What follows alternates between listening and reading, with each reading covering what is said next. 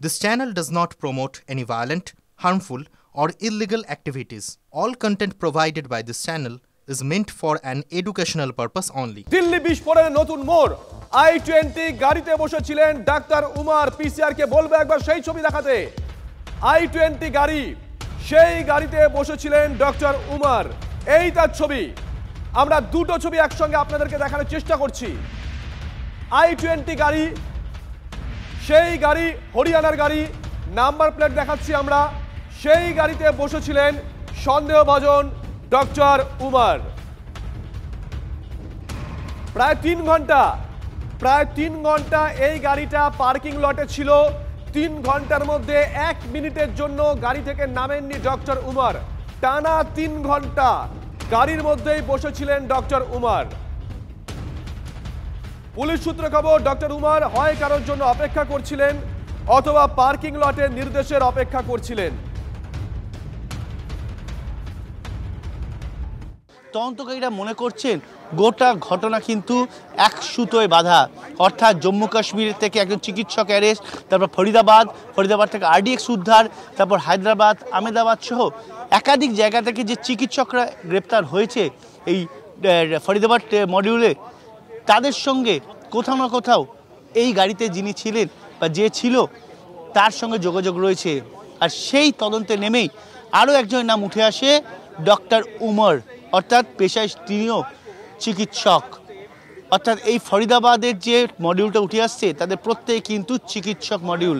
আর তাদের সঙ্গে কোথাও না কোথাও টেরর মডিউলকে যুক্ত করে নাশকতামূলক কাজকর্ম ঘটানো ছিল। মূল উদ্দেশ্য ছিল জঙ্গি সংগঠনের। কিন্তু এর ঘটনার পেছনে মূলত কার হাত রয়েছে তা এখনও কেউ বিবৃতি দিয়ে প্রকাশ করেনি। ইতিমধ্যেই পুলিশ সিসিটিভি ফুটেজ জোগাড় করেছে। গাড়িটি কোথায় কোথায় দাঁড়িয়েছিল, কতক্ষণ দাঁড়িয়েছিল, দিল্লিতে কোথায় কোথায় ঘুরেছে, মালিকানা কার, সেই তথ্যগুলো ইতিমধ্যে বের করে নেওয়ার চেষ্টা চলছে। ঘটনার পরই একজনকে গ্রেপ্তার করা হয়েছে সন্দেহভাজন রূপে। কিন্তু একজনকে গ্রেপ্তার করলেও যে মূলত তদন্তকারী থেমে থাকছে না, সেটাও কিন্তু জানাচ্ছেন তদন্তকারীরা। UAPA ধারায় এবং বিস্ফোরক আইনে ধারায় মামলা রুজু হয়েছে। পুলিশ গোটা ঘটনা তদন্ত করছে, তদন্তকারীরা আছে। NIA-র হাতে তদন্ত দেওয়া হয় কিনা সেটা মূলত এখন দেখার। যদিও ফরেন্সিক বিশেষজ্ঞরা ইতিমধ্যেই ঠিক আমরা যেখানে দাঁড়িয়ে আছি, অর্থাৎ ঘটনাস্থল থেকে প্রায় 150 মিটার দূরে, সেখান থেকে ধাতব পদার্থ এবং মানবদেহের বিভিন্ন টুকরো ঘটনার পর যেটা ছড়িয়ে ছিটে পড়েছিল সেগুলো সংগ্রহ করেছে তদন্ত কার্যের জন্য। তবে তদন্তকারীরা মনে করছেন এই ঘটনায় কিন্তু এখানেই শেষ নয়।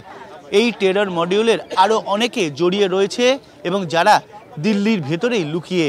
কিন্তু তারা কারা সেটাই এখন খুঁজে বের করা তদন্তকারীদের কাছে অন্যতম বড় চ্যালেঞ্জ। ক্যামেরায় অনুদীপের সঙ্গে সায়ন্ত ভট্টাচার্য, TV9 বাংলা, দিল্লি।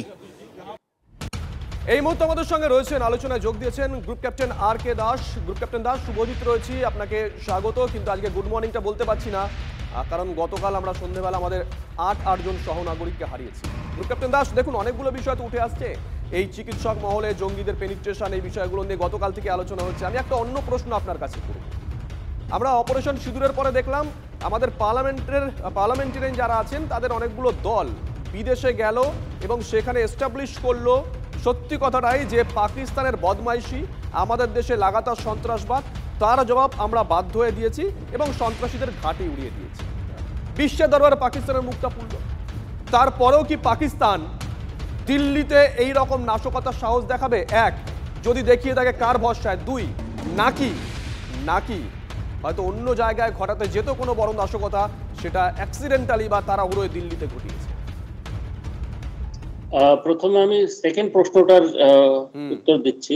প্রথম হচ্ছে এই যে কালকে যে ব্লাস্টটা হয়েছে সেটা দুটো কারণ হতে পারে। এক হচ্ছে এটা এক জায়গা থেকে আরেক জায়গায় নিয়ে যাচ্ছিল এবং ঠিক যেই জায়গায় এটা ব্লাস্টটা হয়েছে ওটা কিন্তু খুব ঘন, মানে বাম্পার টু বাম্পার ট্রাফিক হয়। আর বিকেল 7টার সময় আমি তো ওই জায়গায় গেছি, I know what it is. তো ঠিক ওই জায়গায় যেখানে ব্লাস্টটা হয়েছে খুব স্লো মুভিং ট্রাফিকে যখন ব্লাস্টটা হয়েছিল, হতে পারে ওরা অন্য জায়গায়, ওদের টার্গেট অন্য জায়গায় ছিল, কিংবা ইট কুড বি ওই জায়গাটাই, মানে সেকেন্ড অপশন হচ্ছে ওই জায়গাটাই ওদের প্ল্যান ছিল। ওই জায়গাটা কেন? লালকেল্লা সামনে, লালকেল্লা মানে নয়াদিল্লি, নয়াদিল্লি মানে ইন্ডিয়ার রাজধানী। তো ওদের টার্গেট একটা এমন একটা জায়গায় ব্লাস্ট করা যেখানে which represents India, which represents নয়া দিল্লি। তো ঠিক লাল কেল্লার সামনে ওটাকে ব্লাস্টটা করেছে।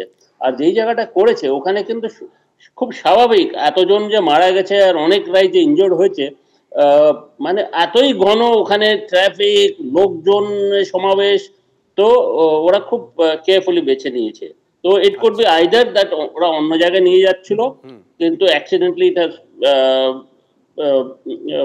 ব্লোন, আর সেকেন্ড হচ্ছে ওটা ওই জায়গাটাকে ওরা বেছে নিয়েছিল। কেন বেছে নিয়েছিল? ওরা দেখেছে কি ফরিদাবাদে ওদের সহকর্মীরা ধরা পড়েছে, ডাক্তারদের বাড়ি থেকে এগুলো সব অনেক কিছু ধরা পড়েছে।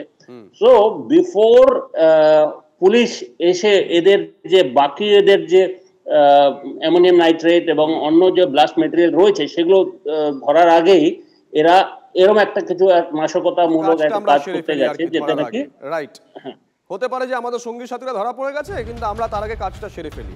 আসবো আপনার কাছে, কয়েকটা তথ্য পর্ব দিয়ে রাখি দর্শকদের, আবারও আসবো আলোচনায়। দিল্লি বিস্ফোরণে বিস্ফোরক বোঝাই i-20 গাড়ি নিয়ে আরো তথ্য গোয়েন্দাদের হাতে। সূত্র বলছে প্রথমে দিল্লির বেশ কিছু গুরুত্বপূর্ণ এলাকায় ঘোরে ওই গাড়িটি। সিসিটিভি ফুটেজের সেই ছবি পেয়েছেন তদন্তকারী আধিকারিকরা। দুপুরে ঘটনাস্থলে আসার আগে প্রায় আধ ঘন্টা ওই এলাকায় ঘুরেছিল এই গাড়িটা, কিছুক্ষণ পরে ফিরে আসে। গোয়েন্দা সূত্রে খবর, গাড়িটি যখন দুপুরে এসেছিল তখন তাতে যারা বসেছিল তারা এলাকাটি ঘুরে দেখতে এসেছিল, মানে রেকি করতে আর কি। কোথায় বিস্ফোরণ ঘটনায় নাশকতার মাত্রা তীব্র হবে সেটাই বুঝতে দুপুরে গাড়ি দীর্ঘক্ষণ দাঁড়িয়ে থাকে, সেটা সিসিটিভি ফুটেজও পরিষ্কার হয়ে গেছে। এরপর গাড়িটি যখন বেরিয়ে যায় তারপর বিস্ফোরক নিয়ে আসে সন্ধ্যায়। লালকেল্লা এলাকার আশেপাশে কোনো একটি নির্দিষ্ট স্থানে রাখা ছিল বিস্ফোরক। ফরিদাবাদ মডিউলের সদস্যরা সেই বিস্ফোরক এখানে এনে রেখেছিল এমনটাও অনুমান করা হচ্ছে। আর এবার আপনাদেরকে যে গাড়িটা দেখাচ্ছি এই গাড়িকে ঘিরেই কিন্তু যাবতীয় রহস্য। গাড়িতে হরিয়ানা নাম্বার প্লেট লাগানো আছে, হুন্ডাই i-20 মডেলের গাড়ি।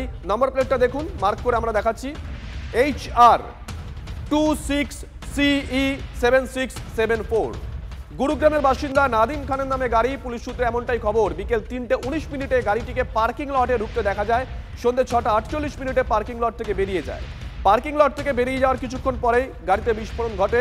চলন্ত গাড়িতে বিস্ফোরণ হয় জানিয়েছে দিল্লি পুলিশ। ধীরে ধীরে যাওয়ার সময় লাল সিগন্যালে গাড়িটা থামে, তার পাশে আরো 5-6টা গাড়ি ছিল। সিগন্যাল গ্রিন হওয়ার আগেই ওই গাড়িতে বিস্ফোরণ হয়। বিস্ফোরণের তীব্রতা এতটাই ছিল যে 1 কিলোমিটার পর্যন্ত কম্পন অনুভূত হয়েছে।